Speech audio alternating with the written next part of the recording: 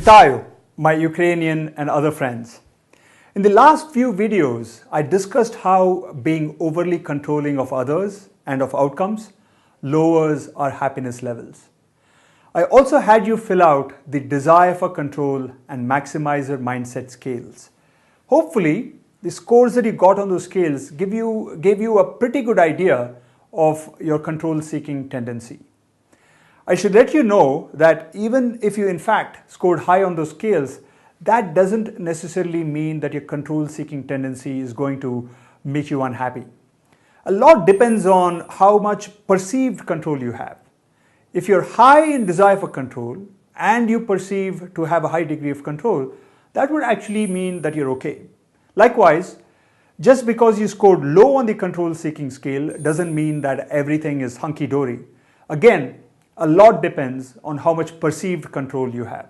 If you have low levels of perceived control and you desire low levels of control, then you're likely to be okay. It's when there is a mismatch, findings show that there is often a big problem. There is a separate scale that researchers use to assess people's perceived level of controls. But in the interest of time, I'm not going to have you fill that out. In the reference section for this week, I have listed a couple of papers that have perceived control scales. You can check out these papers if you're interested. What I want to focus on now is on this tendency to be overly control seeking, that is, you have a high desire for control and your sense of perceived control is comparatively relatively low. And what I want to do is focus on a habit that I think has great potential to act as an antidote to this tendency to be overly control seeking. What is this habit? This is the fourth habit, and I call it taking personal responsibility for your own happiness.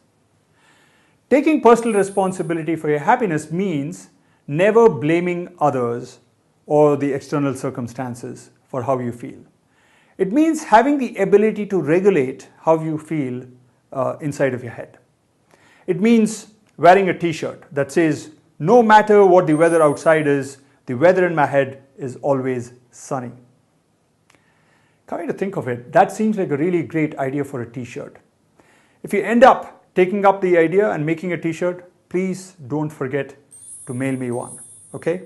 Now, before I tell you how to take personal responsibility for your happiness and how this can help you get rid of or at least mitigate this tendency to be overly controlling, let me tell you a story. When I was younger, my mom, my sister and I would travel every summer to our hometown called Trichy in South India. I really loved Trichy, which is this dusty little town in the middle of the South, and would always get very excited by the prospect of spending my summers there. I would imagine all the fun that I would have, the cricket that I would play with my cousins, the songs that we would listen to on the radio while we dipped biscuits, Parle-G biscuits into the tea in the afternoons, etc. I would get so excited by imagining the trip to Trichy that I would often be unable to fall asleep. This would happen well before the summer vacations began, sometimes 2 months before it. Now here's the thing. My expected enjoyment of the trips to Trichy were always higher than my actual enjoyment of the trips. Why? Because when I was in Trichy, I would invariably get into a terrible fight with at least one of my cousins. Of course, it was never my fault. It was always their fault. Also, my cousins and I would be prevented from doing some of the really fun things that we wanted to do, like go and see movies on our own or play cards, because these activities were deemed by our wise adults as activities that children shouldn't engage in. If I had maintained a journal, I would have discovered that my expected enjoyment of my summer vacations in Trichy were always greater than my actual enjoyment from these vacations. And it turns out that I'm not unique in this regard. All of us end up over-predicting the amount of enjoyment we expect to derive from vacations. But that's not the point I'm trying to make. The point I'm trying to make is that our imaginations can have a very big influence on our emotions. In fact, our imaginations can have an even bigger impact on our emotions than reality can, which is why we often derive more enjoyment from imagining things than from actually doing them. There's even a quaint British saying for this phenomenon. Hope to enjoy is more enjoyed than hope enjoyed. Meaning our imagination of how enjoyable something is going to be is often greater than our actual enjoyment of that something. Researchers have long known that our imaginations, or more generally our thoughts, influence our feelings.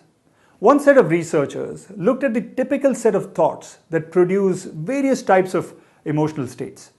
They asked a bunch of participants to write about an event that made them feel angry. They asked another bunch of participants to write about an event that made them feel sad. They asked a third bunch of participants to write about an event that made them feel anxious, and so on. They found that universally, a certain set of thoughts tend to consistently precede each of these different emotional states. Anger, for example, is typically preceded by thoughts about an intruder or an obstacle in your path. So you feel angry when you believe that someone or something is stopping you from achieving a cherished, desired goal. Sadness is usually preceded by the thought that something valuable is missing or lost. Likewise, anxiety is typically preceded by thoughts of being uncertain or out of control. On the positive side too, different thought patterns trigger different kinds of feelings. So pride, for example, is triggered when you attribute a successful outcome to your own actions or your skills. On the other hand, when you attribute a success to someone else's doing or to luck, you feel grateful. Think about what this means. The fact that different emotions are preceded by different sets of thoughts means that you can change or control or regulate your feelings by controlling your thoughts.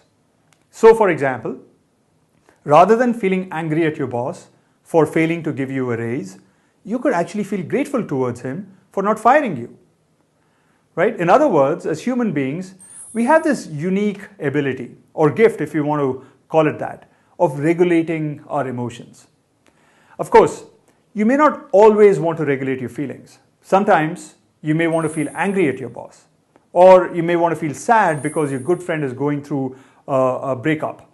But if you're like me, I'm sure that there are many instances when you would like to feel differently from how you are currently feeling. For example, you may be in a hotel room in a totally unfamiliar city, and you may have a very important client meeting coming up the next day. And you may not be able to fall asleep because you're anxious about the meeting.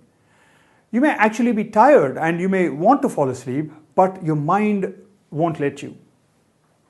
Or imagine that you've broken up with a boyfriend or girlfriend, and it happened a while back, and that you now need to move on with your life.